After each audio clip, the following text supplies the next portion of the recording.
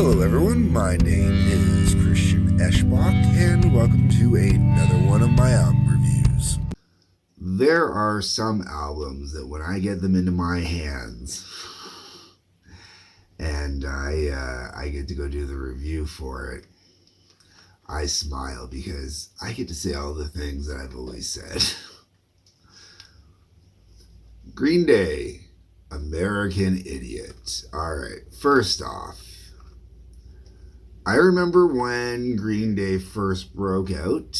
I remember when Basket Case was like the most popular song on Much Music here in Canada. You know, that thing was getting played like it felt like every 15 minutes.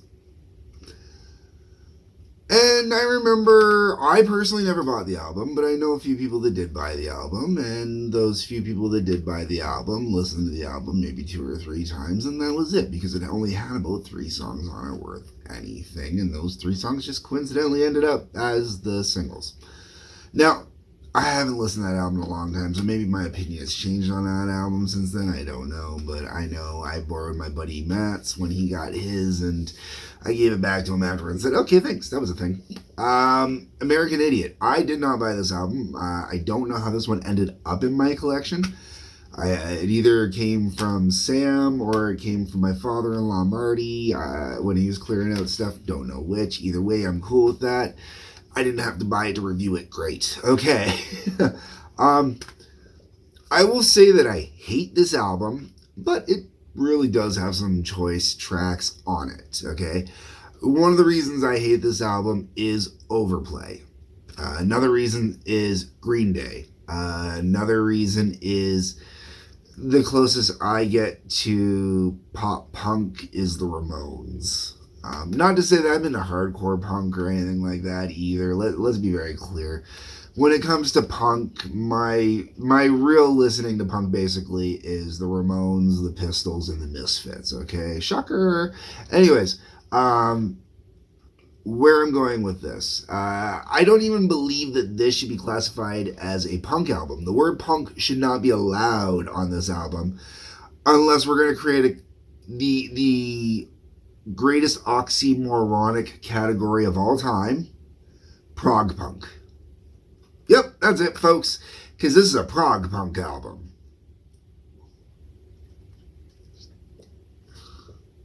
Okay. It's a good pop rock album. Let's go with that. It's a rock album. It's a pop rock album. Some bands can release just a rock album, okay? Nothing, no punk, no hard, it's a rock album. Van Halen was one of those bands that could do that. They could release a rock album. This is a rock album with a couple tracks on here that fall into the category getting into definite prog zone. Sort of. Time changes, not necessarily, pretty straightforward on the 4/4 for the most part, but definite dynamic shifts and storytelling and all right. So the album starts with the title track. Yeesh. I don't want to ever hear that song again. After American Idiot, which I'm glad we're done that, we get into Jesus of Suburbia, which it clocks in at 9 minutes and 6 seconds. And is actually 5 different segments, each one having its own unique piece. So basically, you know, we can kind of look at this sort of as Green Day's By Tour and the Snow Dog. Did I just fucking say that? Oh God, I am so sorry. Neil, I'm sorry. Okay. The 5 parts: Jesus of Suburbia, City of the Damned, I Don't Care, Dearly Beloved, Tale of Another Broken Home. Overall, in all honesty, I am not a fan. But if you like punk, if you like slap together medleys with a lyrical theme,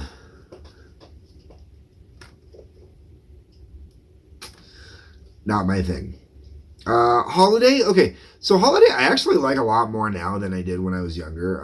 Now if Holiday comes on, I actually head bop to it. When I was listening to it while I was getting ready to do the review, I was head bopping. It's actually not a bad tune. It's held up pretty well, and it clocks in at 3 minutes and 52 seconds. Now, I'd like to point out also here in Canada, all three of these songs had videos so far. There's more coming with videos, okay? But and the Jesus of Suburbia at 9:06 got played the whole way through on Much Music pretty regularly. So, this album, man's inundated the airwaves here in Canada when it came out, and I think it's definitely a major reason why I hate it. Okay. Holiday though, good tune. I'm glad I got a really big break from it. It is a song that I might throw into a mix or something like that. If I'm out driving or whatever, it's good. It'd be a fun driving tune, fun road tune. Boulevard of Broken Dreams follows that up, clocking in at 4:20. Man. Okay, now if you're noticing a theme here, I didn't mention the time on American Idiot. American Idiot is 2:53.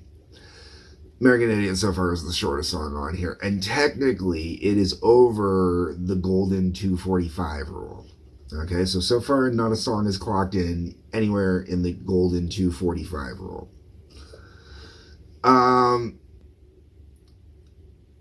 Boulevard of Broken Dreams, another song where I do enjoy it more now than I did when it came out because of how much it got overplayed. But and I think it's held up well over the years, but not one that I overly want to listen to. To be completely honest, Holiday is the only song on this entire album that I will actually want to listen to.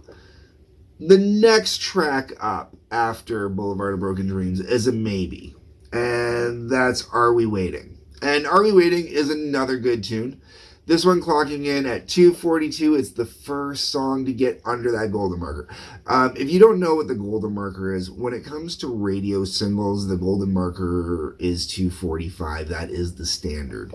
That is why so many songs through the 60s and 70s, if they were singles, were cut down to, under that line. That's why you'll see so many radio edits when bands especially are re-releasing material, stuff like that, and or box set stuff like that. Like the Alice Cooper box set has a ton of the radio edits as opposed to the original versions, and part of that is to save on space. You can fit more songs in on a box set that way. Anyways, not the point. So whenever I say the golden 2:45, that's what that is that used to be the fundamental of if you want to get your song on the air, it had to be 2:45 or less. Okay, moving on. Are We Waiting? Good tune, enjoy it. A little bit slower tune on here. I like it though. It's a little more simple, like the drumming on it. Not overly complicated drumming, but not basic 4/4 drumming. So it's kind of nice. I believe it's still on 4/4. It sounds 4/4ish. Could be wrong. Don't pay that much attention to it when I'm listening to it, to be honest. And I've never tried playing it, so I wouldn't. Yeah. Okay. Moving on, then we're at to St. Jimmy. Now, St. Jimmy, under 3 is above the 2:45. St. Jimmy's not a bad tune. Pretty straight ahead punk. Give Me Novocaine, we're now at 3:25, and Give Me Novocaine is alright. Not a song that does much for me. She's a Rebel is the shortest song on this album, clocking in at 2 minutes. It is also the last song on this album to be under 3 minutes and 30 seconds. Every other song after this is 3:30 or higher automatically. She's a Rebel, it's okay. Pretty basic punk song. Extraordinary Girl, another one, don't mind. That's at 3:33. That follows that up. Letter Bomb, another kind of like those three. While the album's playing, I don't mind them. They work within succession, but there's nothing that overly stands out to me on those ones. After Letter Bomb, we hit the one Green Day song I never, ever want to hear again. Ever. I will not play it. I had a buddy who would play it live. I believe I mentioned my buddy Tim before. He played live. I would not play it. When he put this one on, when he played this one, this was my break song. I did not play on this song. Hate this fucking song. Wake Me Up When September Ends is one of the most annoying goddamn songs. And the fact that it has become the worst damn meme ever. And everybody always posts it like on October 1st. Folks, September's done on October 1st. Wake Me Up When September Ends. That means wake them up at the end of September, not the beginning of October. Not wake me up when September's over. It's when it ends. Okay. So, hate the fucking song on it. Oh my god. No. I'd rather hear Good Riddance Time of Your Life a million times more than this one. Okay, man.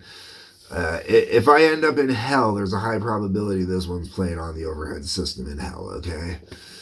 I'm not going to hell. I'm not that bad of a person. No. Because, oh, no. Oh, man. Something like that alone is enough to keep you on the straight and narrow, okay? Just, no. Dennis Leary talked about the Bay City Rollers. Man, I gotta wake me up when September ends. All right. Then we're back up to another prog length punk medley at 9:17. So this is the longest one on the album. And this is Homecoming, The Death of St. Jimmy, East 12th Street, Nobody Likes You, Rock and Roll Girlfriend, We're Coming Home Again. Not... It's all right. I don't know how to put it anywhere better than that. It's all right. It doesn't do anything for me, okay? That's what it comes down to. And then you get to the last track, What's Her Name? I actually dig on this one. A good solid end to the album. I think it's one of the only songs on here I don't remember hearing a lot.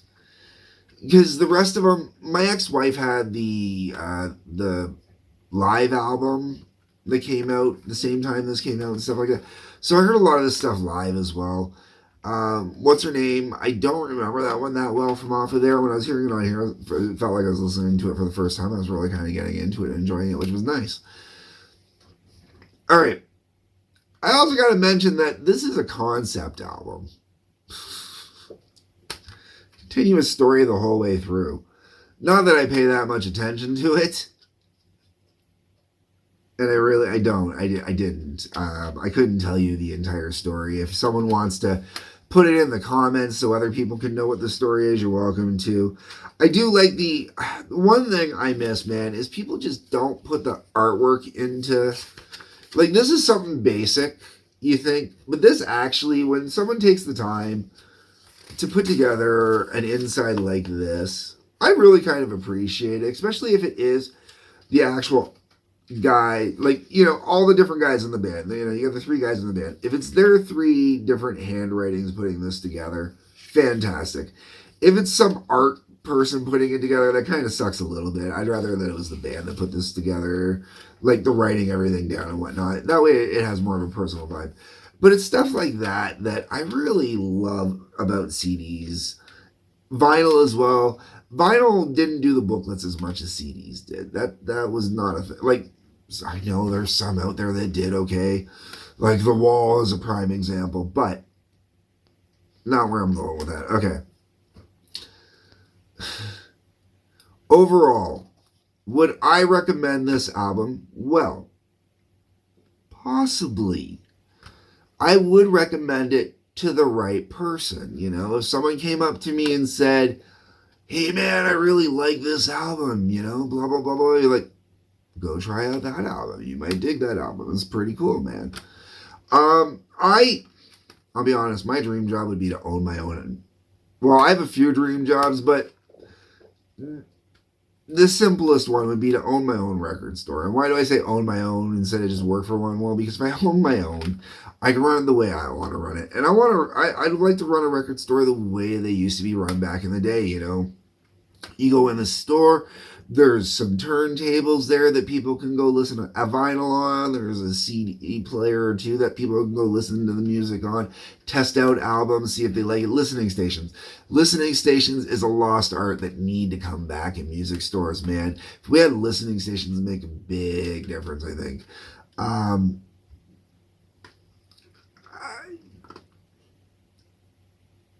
Staff in music stores always kind of tends to irk me too, because I find not all, but a lot of music stores either hire dumb kids that don't know shit about music. They might know some of the newer bands, or they might even know a good chunk of the newer bands, which is a good thing to have because you do need people on hand that know the newer stuff. But they don't know shit about the older stuff, and there's a lot more older music than there is newer music. And when I say older music, man, I'm talking rock, country, rap. I mean, rap is as a 40-plus-year-old music form at this point. Heavy metal, 50-plus music, going on and on and on. Okay, you get where I'm going with this. So when you look at all that, I'd love to own my music store so I could do it the old-fashioned way, do it right. So would I recommend this album with that long diatribe? Yeah, I would. The right kid came into the music store, right adult, whatever, came into the music store looking for an album. This could really appeal to them. It just doesn't appeal to me. That's all.